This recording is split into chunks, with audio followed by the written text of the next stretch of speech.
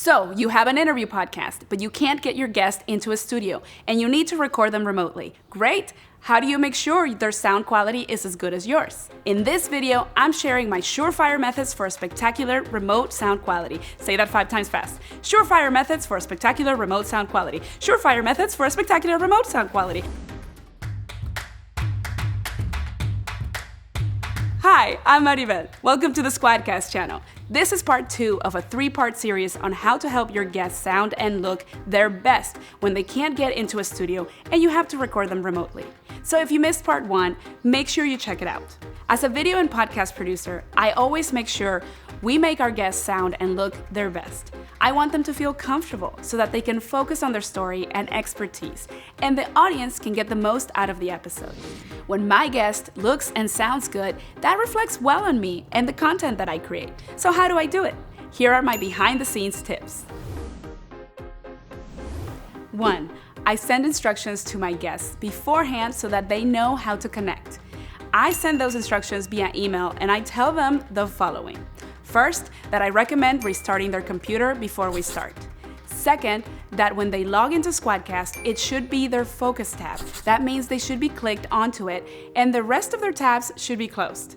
And last, I tell them to wear wired headphones. That's a big one because Bluetooth headphones can cause latency issues.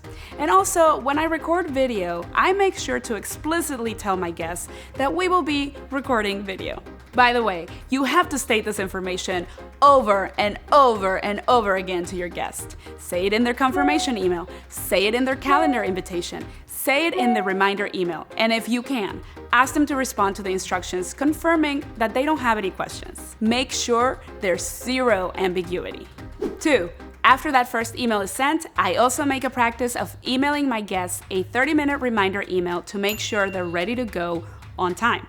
And for good measure, I reshare my quick tips. It's up to you whether you want to send this email 30 minutes before, an hour before, the day before. The point is, you want to make sure that if you're prepared to record with them at a specific time, that they haven't forgotten about your appointment. Plus, this gives you yet another chance to check in as to whether or not they have any questions. 3. Now that they're connected, ready to go, and inside the SquadCast session, we make sure to do a sound check. Here's where I make sure their mic and headphones are selected and recognized by SquadCast. I want to make sure that if they're using a microphone, that it's plugged in and that they're not being picked up by the internal microphone on the computer, which sounds like this. Welcome to another episode of my podcast where I forgot to check my microphone settings. 4. Inside the SquadCast session, we do a sound test. I hit record and I ask my guests a few quick questions. What you have for breakfast? That's a common one in public radio land. I record for 30 seconds, then end the recording. I make sure to listen back to the audio and play the video too. Then I might ask them to make some adjustments. For example, hey, could you get closer to the mic? Or it sounds like your air is blowing pretty loud. Any chance you could move to another room or shut off the air? As you can tell, I really want to make sure my guest sounds amazing. 5. If we're also recording video, location is everything. So I make sure my guest is sitting in a well-lit room.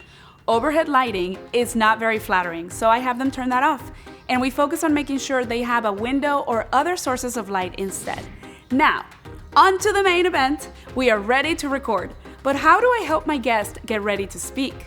6. I remind them that this is a conversation and I'm not here to grill them. This usually helps them relax.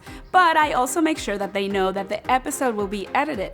So if they mess up, we can easily fix that in post-production. The easiest way to do that is to have your guest say, "Let me take that again," before they repeat their next statement. This clues in the editor to use the second take of what they said. 7. Another thing that makes my guests sound their best is by establishing some common ground before we start. I show genuine interest in who they are and what they do. And if I have something about my own life or experience that is relatable to their own, I share it with them. This is how I showed them that I'm paying attention, which leads me to my next point for this video. 8. Pay attention to your guest and listen carefully.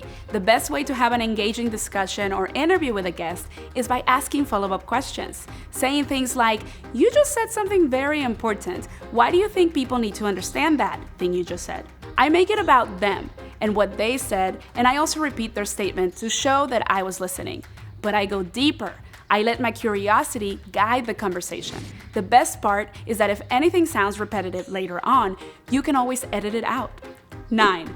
I put myself in my audience's shoes.